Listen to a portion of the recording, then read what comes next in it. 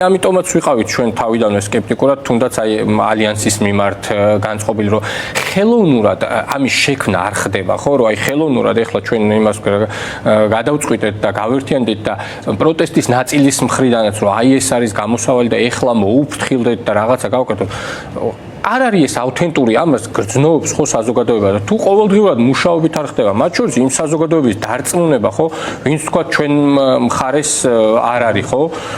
სხვანაირად არ იქნება. აი ჩვენს რეგიონებში რო დავდივართ, ყველა გვეუბნება, რომ იცით რა თქვენსავით აქ ყოფილა, რა ვიცი, ერთი 100 ჯგუფი და აღარ გჯერა. თუ ამ ხალხთან არ ვიმუშავეთ და თუ არ დავარწმუნეთ, შეუძლებელი იქნება შედეგი რო დადგეს და როგორ უნდა ვიმუშაოთ და აი ეს მათ შორის ეს ერთჯერადი ჩასულებიც და რეგიონებში გავედით არ არის სტრატეგია, ხო?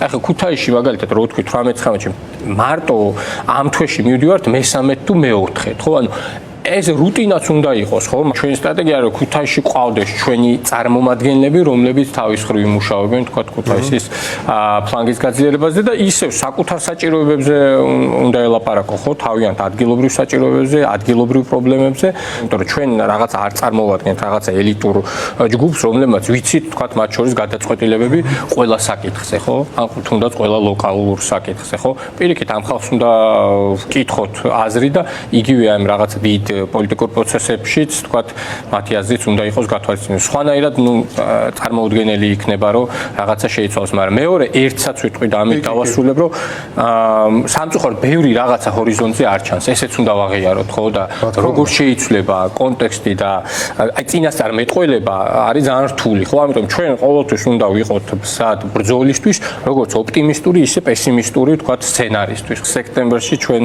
მაგისტრის ზუსტად ვემზადებით, რომ პოლიტიკური პარტია დავაფუძნოთ და აქედანაც მოუწოდებ ხალხს, რომ ვისაც აქვს სურვილი იზიარებს ჩვენს პრინციპებს, ღირებულებებს, შეუძლიათ რომ შემოგვიერთდნენ